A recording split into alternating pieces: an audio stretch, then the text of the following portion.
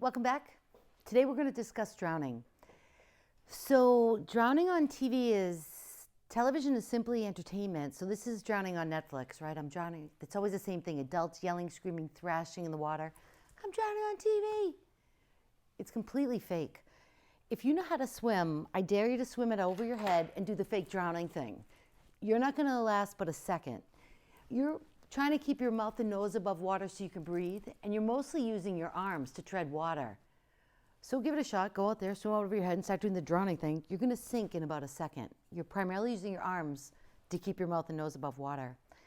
It's not usually adults who drown, it's children. Much more specifically, it's the second leading cause of accidental death in children under 14, and it's the fifth leading cause of accidental death in every age group. A lot of people drown, but unfortunately, infants and children will be your number one population.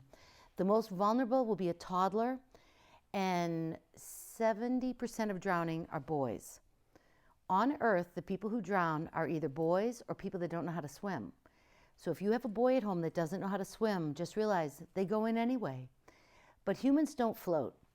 If we floated, they wouldn't have to wear those puffy things on their arms or wear life jackets, or we wouldn't send in divers if humans floated. Humans sink. And when the water's murky, humans are hard to find. So statistically, who's going to drown will be someone like Kyle. It will most likely be a boy, and Kyle's a mannequin. He's about 3.5 or 4. So what happens is my hand's the water, and he goes over the ledge, the ocean, and the pool, and when he goes over that ledge, he sinks. So the blessing is CPR was invented for drowning, but drowning victims are down there somewhere. So just realize a drowning victim is not up here with you and I. They're down there somewhere. Keep in mind, a swimming pool is more dangerous in a house for a child than a handgun. And if he knew there was a real handgun in the house, he just couldn't wait to find it, right? But the swimming pool is still statistically more dangerous than a handgun for children. So keep that in mind. If you have a pool or you take them swimming, never buy them those floaty things, especially the donut one. The donut one, what happens is they get stuck like this, like a duck, and they can't get out of this position, and it's going to keep them in that position. They're going to drown. Or those things that float, like the floaty things in pools, you can't see what's right beneath that floaty thing, and that's where drowning victims are. I wouldn't encourage it. Now, apparently the TV created this whole thing called dry drowning. It's not a real medical term, it's a television thing. Now, one of the reasons infants and children are more prone to drowning is the shape and size of their airway. A pediatric airway, his trachea that connects his mouth to his lungs, is the same exact size, width, or diameter as the inside of one of his nostrils, his nare, or the tip of his pinky. So keep in mind, any child, that's the size of their breathing tube, their airway, their trachea. And what makes things even more complicated, from 0 to 6, their airway is shaped like a funnel. I would imagine no one would have more respiratory problems than a 0 to 6-year-old. So airway breathing problems are easy to fix, but they're very prone to airway breathing problems given the shape and size of the airway. Now, the number one place infants unfortunately will drown will be bathtubs, and then toilets. They're curious. They get the big old head in there. They can't get out. Same with buckets.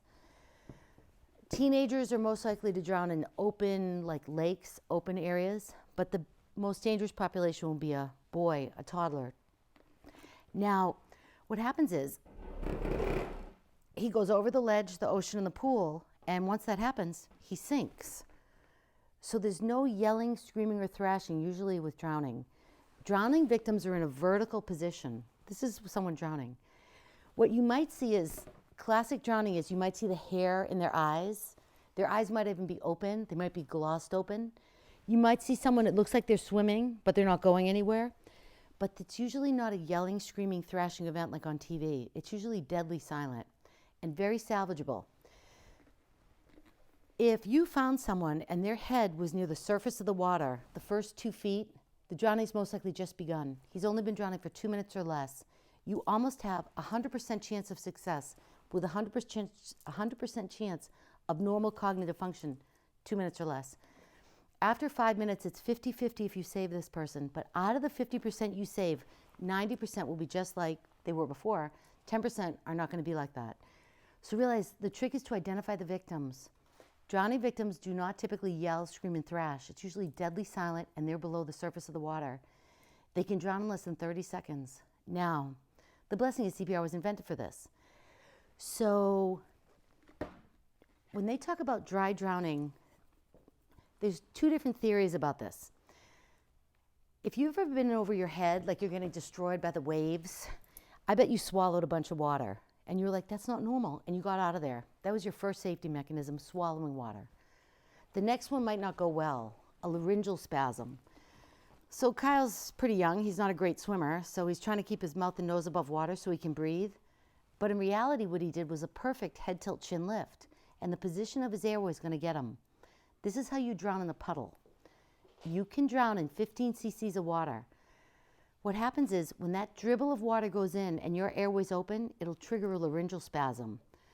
I get them now that I'm older, so don't my pets. It's awful. It's usually saliva. I'll swallow saliva wrong and I walk around like this. That's a laryngeal spasm.